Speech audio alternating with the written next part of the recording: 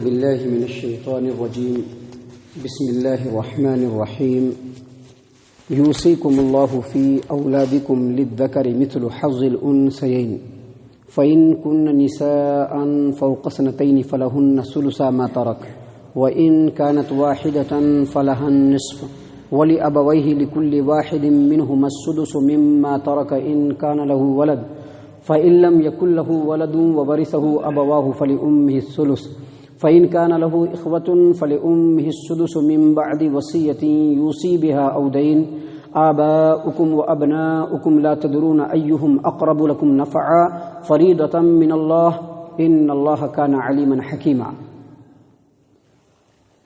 معزز سامعین کرام، یہ سورہ نساء سورہ نمبر 4 اور اسی سورت سے ابھی آپ کے سامنے آیت نمبر 11 تلاوت کی گئی. سامعین کرام، یہ جو آیت نمبر 11 ہے، یہ آیت نمبر 11، اس کے بعد آیت نمبر 12 اور اسی صورت کی سب سے آخری آیت یعنی آیت نمبر 176، یہ 3 آیات ہیں جو میراث کی آیات ہیں.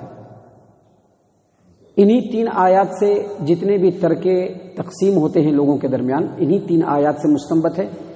اور میراث کے تعلق سے جتنی بھی حدیثیں ہیں وہ گویا انہی 3 آیات کی تفسیر ہے.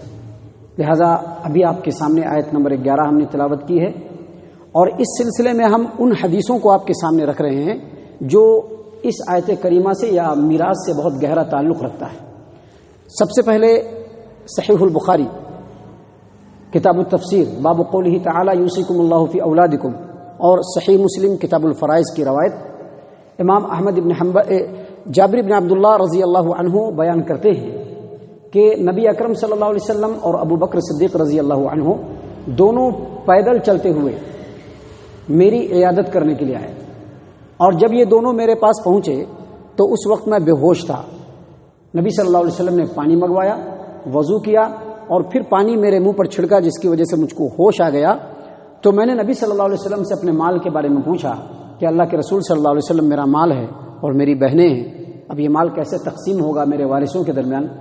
تو نبی صلی اللہ علیہ وسلم کے اوپر اسی وقت اللہ تبارک و تعالیٰ نے یہ آیت نازل فرمائی، یوصیکم اللہ فی اولادکم للذکر مثل حظ الانثیین. معزز سامعین کرام، حافظ ابن کثیر رحمہ اللہ کا خیال ہے اس سلسلے میں کہ یہ جو حدیث ہے یہ سورہ نساء کی سب سے آخری آیت کے لیے ہے، لیکن امام بخاری رحمہ اللہ نے اس کو اسی آیت کریمہ کے لیے اس حدیث کو بیان فرمایا ہے کہ اس واقعے کے بعد یہ آیت کریمہ نازل ہوئی.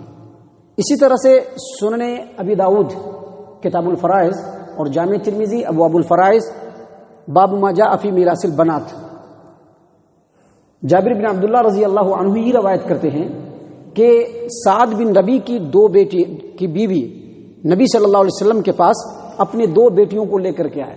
نبی صلی اللہ علیہ وسلم کے پاس اپنی 2 بیٹیوں کو لے کر کے آئے اور کہا کہ اے نبی صلی اللہ علیہ وسلم، یہ دونوں بیٹیاں سعد کی بیٹیاں ہیں، اور سعد بن ربی آپ کے ساتھ احد میں شہید ہو گئے تھے، اور ان کے بھائیوں نے یعنی سعد کے بھائیوں نے تمام مال کو اپنے پاس قبضے میں کر لیا، بیٹیوں کے لیے کچھ نہیں چھوڑا ہے، اور اگر مال نہیں ہوگا تو ان کا نکاح بھی نہیں ہوگا، ان کی شادی بھی نہیں ہوگی.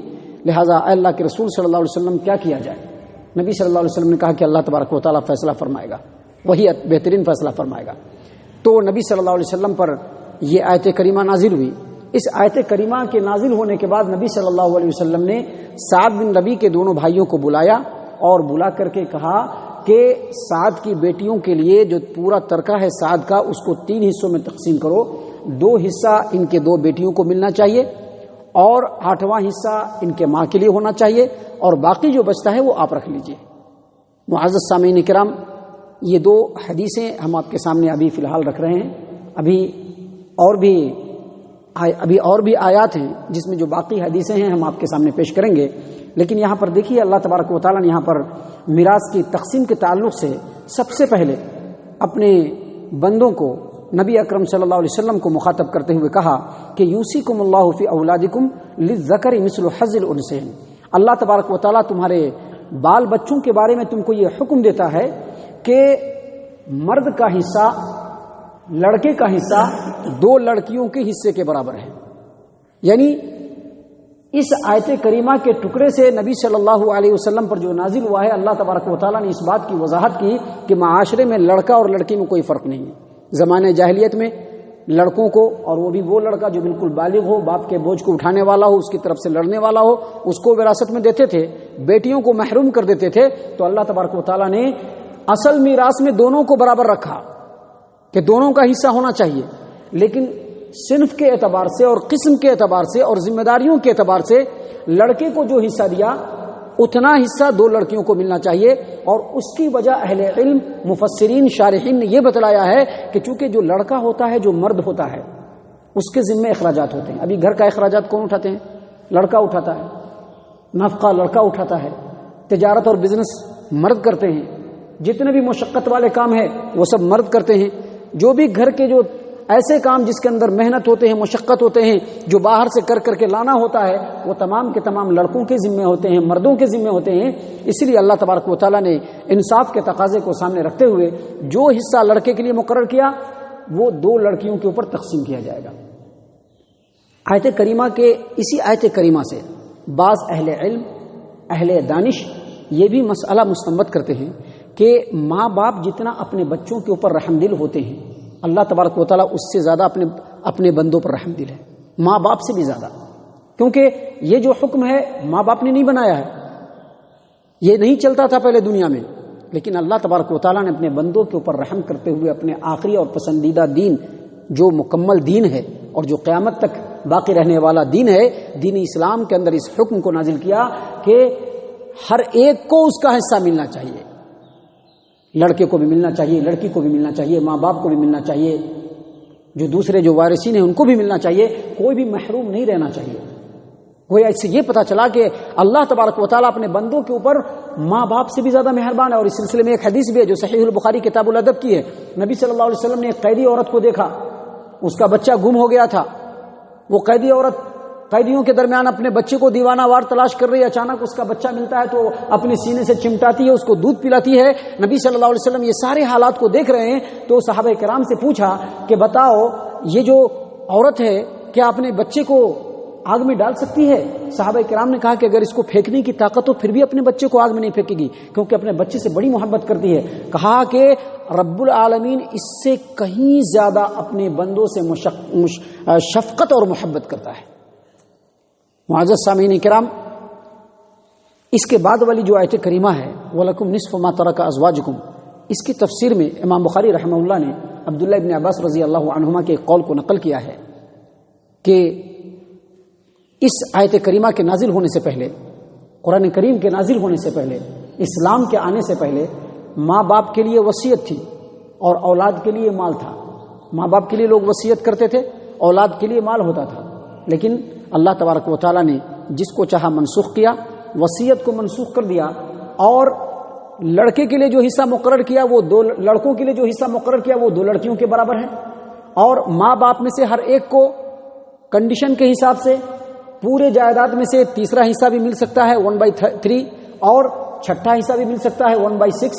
اور اسی طرح سے کنڈیشن کے حساب سے بیوی کے لیے چوتھا حصہ بھی ہے اور 8واں حصہ بھی ہے، اور شوہر کے لیے آدھا اور نصف، آدھا اور چوتھا، یہ دونوں حصہ ہے.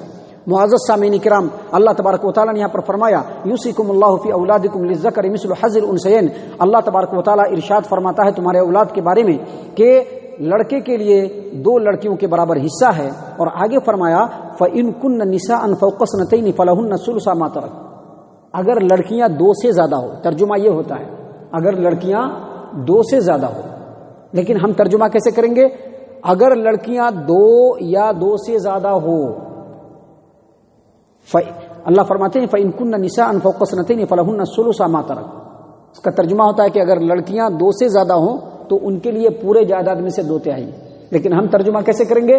اگر لڑکیاں دو ہوں یا دو سے زیادہ ہوں تو ان کے لیے، اور اس کے ساتھ ان کے بھائی نہ ہوں تو ان کے لیے پورے جائیداد میں سے 2 حصہ ملے گا. اگر 2 ہو تب بھی ملے گا 2 حصہ، اگر 2 سے زیادہ ہو تو بھی تمام لڑکیوں پر 2 حصے تقسیم کیے جائیں گے.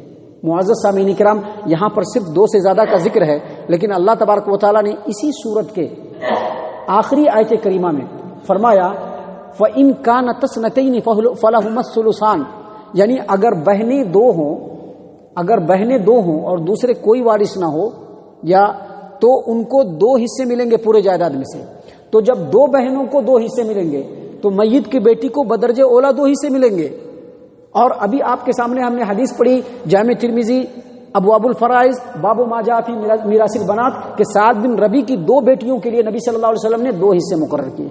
لہذا کتاب سے اور سنت سے ثابت ہے کہ اگر کسی آدمی جو انتقال کرتا ہے اس کے پاس 2 بیٹی ہو یا 2 سے زیادہ بیٹی ہو تو ان کے اوپر 2 تہائی یعنی پورے جائیداد کو 3 حصوں میں تقسیم کر کے 2 تہائی حصہ بیٹیوں کے اوپر بانٹ دیا جائے گا. اس کے بعد آگے اللہ تبارک و تعالیٰ نے مزید فرمایا کہ اللہ تبارک و تعالیٰ نے فرمایا ولی ابویہ وَإِن كَانَتْ وَاحِدَةً فَلَهَا النِّصْفُ، یعنی اگر بیٹیاں صرف ایک ہو اور بیٹے نہیں ہو تو پورے جائیداد کا آدھا حصہ بیٹی کو دے دیا جائے گا، باقی آدھا حصہ جو دوسرے وارثین ہیں ان کو ملے گا. اگر کسی بھی آدمی کے پاس صرف بیٹی ہو، ایک بیٹی، اور اس کے بیٹے نہ ہوں تو بیٹی کو پورے جائیداد کا آدھا حصہ ملے گا اور باقی جو آدھا حصہ ہے وہ دوسرے وارثین کے اوپر بانٹ دیا جائے گا.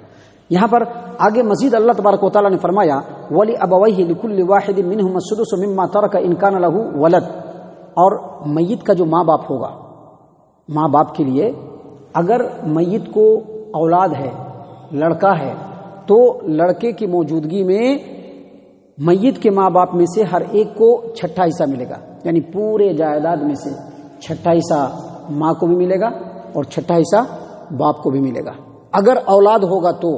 آگے اللہ تبارک و تعالیٰ نے مزید فرمایا فَإِن لَّمْ يَكُن لَّهُ وَلَدٌ وَوَرِثَهُ أَبَوَاهُ فَلِأُمِّهِ الثُّلُثُ، اور اگر اس کو لڑکا نہیں ہوگا یعنی اولاد نہیں ہوگا تو باپ وارث بنے گا اور ماں کو پورے جائیداد میں سے 1/3 ملے گا، یعنی 3 حصوں میں تقسیم کر کے 1 حصہ ماں کو دے دیا جائے گا.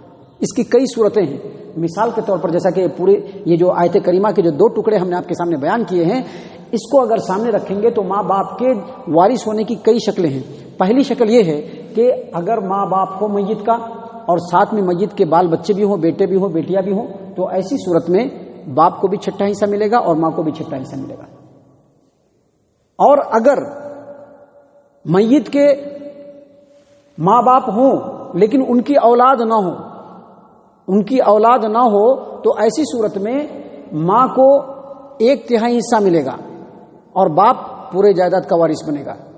اور اگر میت کو 1 بیٹی ہو اور ماں باپ ہو تو بیٹی کو پورا نصف ملے گا اور ماں باپ کو 6واں حصہ ملے گا اور باقی جو بچے گا وارث ہونے کی وجہ سے وہ پورا کا پورا حصہ اس کے باپ کو مل جائے گا.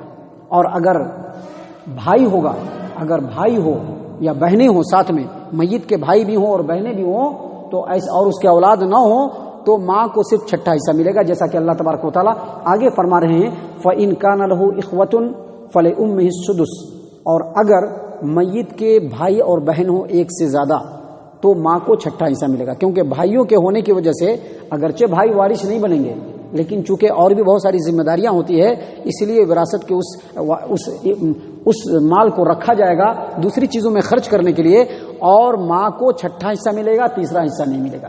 یہ اللہ تبارک و تعالیٰ نے یہاں پر بیان فرمایا. مزید اگر اس سلسلے میں کچھ سمجھنا ہو تو آپ مجھ سے مل سکتے ہیں یا پھر اس آیت کریمہ کی مزید آپ اسٹڈی اور اس کا مطالعہ کر سکتے ہیں. اللہ تبارک و تعالیٰ نے فرمایا من بعد وصیتی یوصی، اللہ فرماتے ہیں کہ من بعد وصیتی یوصی بہا اودین، اور یہ جو جتنے بھی وارثین ہیں جن کو آستی دی جائے گی، جن کے اندر بٹوارا ہوگا یا پھر کوئی چیز جو ہے وراثت میں اگر کسی کو دینا ہوگا، یہ اسی وقت ہوگا کہ جب سب سے پہلے میت کے اوپر اگر کوئی قرضہ ہو تو اس قرضے کو ادا کرنا ہے، اور اگر اس نے وصیت کر کے رکھا ہو تو وصیت کو پورا کرنا ہے. قرضے کو ادا کرنے کے بعد، وصیت کو کمپلیٹ کرنے کے بعد جو مال بچے گا اسی مال میں سے بٹوارا ہوگا. دیکھیے اللہ تبارک و تعالیٰ نے فرمایا من بعد وصیت یوصی بہا اودین، اور ترکے کی جو تقسیم ہوگی وہ وصیت کی تعمیل کے بعد، جو وصیت مرنے والا کر جائے، اور قرض کی ادائیگی کے بعد. پہلے وصیت کی بات کی گئی ہے، پھر بعد میں قرض کی بات کی گئی ہے، لیکن علماء امت کا اس بات کے اوپر اتفاق ہے کہ پہلے قرضہ ادا کیا جائے گا اور پھر دیکھا جائے گا کہ میت نے کچھ وصیت کی ہے کہ نہیں. وصیت کو کرنے کے بعد جو بچے گا اسی میں وراثت کی تقسیم ہوگی. اگر نہیں بچے گا تو پھر نہیں ہوگا، نہیں بچنے کے بعد نہیں ہوگا.